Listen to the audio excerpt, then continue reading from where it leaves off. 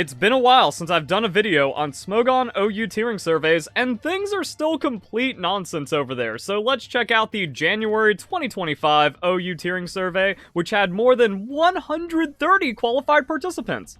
And that's like the crazy thing about the bans. You have 100 people deciding the rules for everyone, and then we have like these qualified results, so wow, that's all we got for decent Smogon players, 130. Competitive Pokemon is doing great. I also manually added SPL category to include players who are participating in the Smogon Premier League. This metric was similar, never more than 0.3 apart and an average difference of 0.15 in score to qualified responses, so at least it can quiet people who complain that qualified was too inclusive and compromised results. Condescension from the tier leaders of an attempted competitive format, because Smogon is as casual as it gets. It's not even real Pokemon. But here's where things get wild. So, enjoyment. After however long Smogon has been around and taken seriously, like almost 2 decades, the best Smogon can do is 6.1 out of 10 for enjoyment. Qualified finds it a bit more enjoyable, but these are the Smogon lifers that create the format to coddle them, so you'd hope it would be better than a D grade. But it isn't, and then here's where things just go, like, just stop making sense to me. There's a big gap between general public and those who are qualified from the ladder or tournaments, which is interesting. This score is up half a point since the OLT survey, and it's up 0.7 since this time last year, leading me to believe people are enjoying the metagame now more than previously. So it's up 0.7 at 6.7, except that's a lie. Qualified, like, it's down 0.2 for qualified, and it's down 0.9 for general. So this is the trend with Smogon. No matter how many bans they do, no matter all the decisions they make, the game just gets worse and less enjoyable. And also the competitiveness fluctuates, and they never make the game better, more enjoyable, or more competitive. Wow, it turns out banning everything until you have a not real Pokemon format to coddle people that are bad at the game just has no future whatsoever. Now here's where things get weird, because we have January 1st, but then there was one immediately after, so kind of like gauging how chaotic things were for DLC 2, and then it just immediately fell to nothing. So then qualified 6.1, general 6.4, and it's definitely not up 0.7, so I don't know where these numbers are coming from, and yeah, whatever happened from January 1st, January 22nd, it just went down to nothing. Competitiveness getting an F, pretty much. That's crazy. And one thing I didn't know about is up here. I missed this in my coverage. Coco Loco tiering. So while some people support Coco Loco method of tiering, it's still a minority and well short of the type of support to implement such a drastic shift in tiering. Ignoring that it's half of the Smogon player base. Now, Coco Loco is definitely Loco, where it's ban everything and then ask questions later. You unwind the power creep after just saying like, oh, this is slightly OP, get rid of it.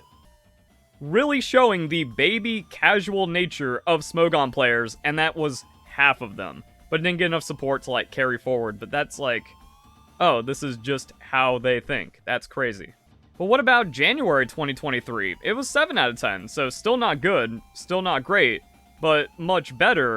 And that's also why, like, the things that they say in this, where it's like, yeah, it just keeps going up, we're finding more enjoyment. It's like, what are you talking about? All these decisions just make it worse. People were having fun when there weren't any crazy changes and non-stop bans when Pokemon Scarlet and Violet came out. This mark rivals the highest that we've had all generation, falling 0.2 short, except that's a lie, because qualified is 0.4 short, which is now a significant gap compared to what we showed for 2023.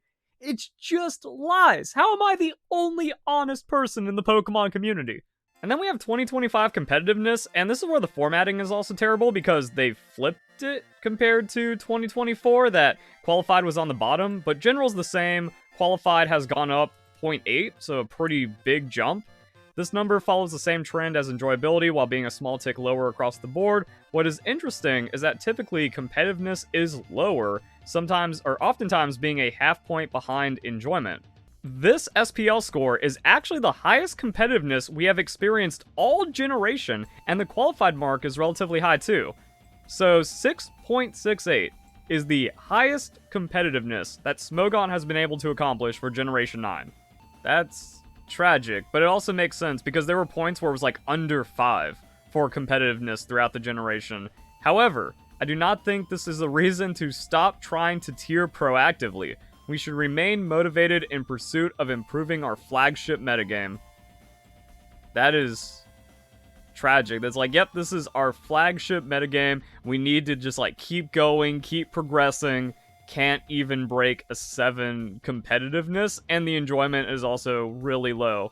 And then the proactive tiering, like once you find out that Smogon started as Nazi roleplay for Pokemon, you can't unsee it with all of their decisions and their philosophy and the language that they use inside their posts. It's so weird. It's like, nope, we need to just keep on banning. Just keep on sending them to the chambers, guys. That's the only way we get ourselves out of this mess and make the game more competitive and more enjoyable is ban, ban, ban. Anytime anyone feels any kind of discomfort, we coddle them by making more and more bans and decisions.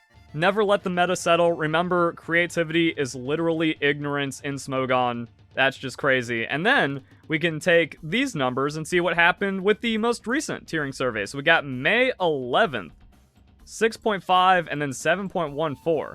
So it's actually gone up quite a bit. Here are the results of the May tiering survey. Turnout was lower than usual. So the only people that haven't quit Pokemon are the people that mildly enjoy it. And there's only 94 qualified responses. There remains a notable gap between general public and those who qualified via ladder or tournaments, which is interesting to observe. They just keep saying the same thing every time. The overall score has risen by half a point since the January survey. Alright, actually no lie detected, that's surprising. Suggesting players are enjoying the metagame more than before. In fact, this is the highest enjoyment rating we've seen all generation, which is encouraging for our trajectory. That's gotta be a lie. 7.14, 6.65. I mean, we saw the January 2023, so qualified was 7. General was 7.2. So, like, do they just not care about what General ever has to say? Because the General from that time was the highest we've ever seen. Then we got competitiveness. These scores mirror the trend seen in enjoyment, even though they're slightly lower across the board. Highest competitiveness rating of the generation, which makes us optimistic about where things are headed. Main takeaway, these scores, is that based on feedback, the metagame is steadily improving. However, this progress shouldn't lead to complacency. We should remain proactive and motivated. Oh, wait, is that the same thing? Did he just copy the same thing that was said? Remain motivated for the flagship metagame. Alright. Also, I don't know how Smogon leaders are so deranged that they think having the lowest turnout and a lull means that we take these as a sign we're doing the right thing. So you're appeasing a smaller and smaller and smaller portion of the player base over time with these horrible decisions to get not great improvements across the board. And then you're just like, yes, the bans will continue until morale improves. Everyone else has left Smogon because it's not enjoyable or competitive, so you just have a handful of people that are bad at Pokemon with nothing else in their life except getting coddled by Smogon's baby rules, and then trying to influence the bans more and more. So of course, yeah, they're going to enjoy it. We have some other notes from January. Tinglu received numerous qualified mentions in the right-end section, comfortably being the most popular. Petrarunt received numerous qualified mentions, Golden Go, Darkrai, Roaring Moon, all these things. Other things, Annihilate Retest, Light Clay, Arcaludon, Alomomola, all received a mention. I have no idea what is going on over at Smogon, but, like, I'm just so confused at just the straight-up lie back in January where just like, yeah, the enjoyment's up this amount, and then you just look and go, no, it's not. And then they're just living in their strange, deranged world of, yeah, no one's playing anymore, but that means things are improving.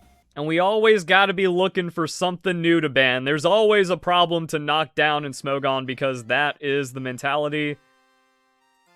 It's kind of unbelievable. Yeah, Pokemon just seems to be dead everywhere. VGC, Smogon, no one cares because it's all just a complete joke. Real cool. Good job. Hope you guys enjoyed the video. Hope you all have a nice day. Thank you very much for watching.